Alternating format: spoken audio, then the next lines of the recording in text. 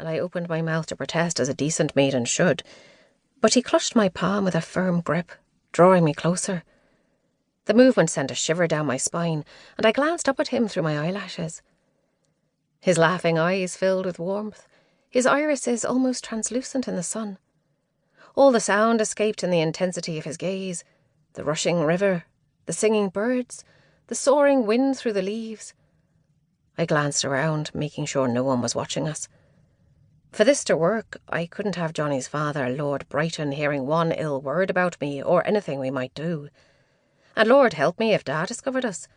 He would lock me in a convent and throw away the key. I needed time. And I was patient. "What are you doing, Johnny?" I whispered. His fingers caressed the delicate skin inside my palm, his other hand resting on my hip. "Just playing." He bent his head down and placed a gentle kiss behind my ear. His tongue traced a soft line against the edge of my scalp, and I exposed my neck in response. Poor Johnny was never clever, but if I couldn't have a smart husband, Lord save us, at least he could be kind. And rich. Everyone knew Johnny's father was a miser, making a fortune from the backs of Irish men and women working the surrounding fields, racking their rents and forcing them into abject poverty.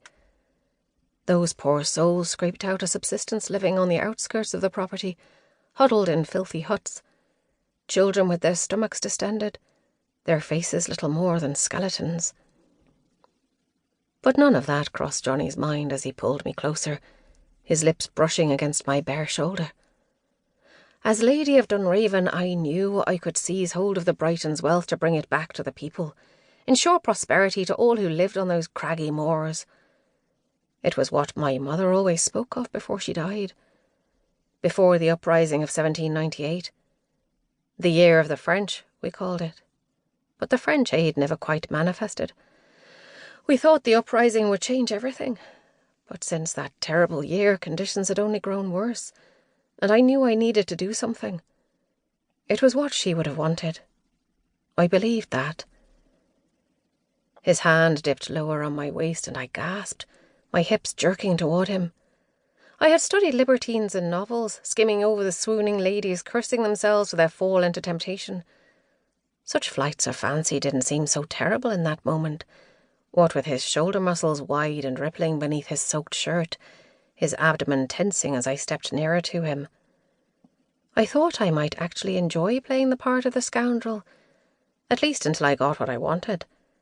Sure, I'd never heard of a lady scoundrel, but these were revolutionary times. "'Tis a new game, Mary." "Is it?" I whispered, tilting my head in confusion. Oh, but you know I understood the game perfectly well. Better than he did, I would fancy. I may have been a young woman of 20, but when you grow up in the hills of rural Ireland and see enough sheep humping each other, you pretty much know the lay of it. But it wouldn't do to appear too eager. I had to make Johnny believe this was all his idea. "I don't understand," I teased, batting my eyelashes. For a moment I contemplated holding my breath until I passed out, but I had to maintain some modicum of control in order for my plan to work. I was in it for the long haul, you know. Johnny pressed me against his body, and his chest flexed beneath my hand as I clutched the damp fabric of his linen shirt. His heart raced and something hard pressed against my belly. With a firm hand he brought me closer, our bodies rubbing against one another. The sunlight glinted on his hair and he ran his hand up and down my waist, making me shiver from the whisper-thin caress of his fingers. "Maybe we shouldn't," I whispered into his shoulder. But I knew we should.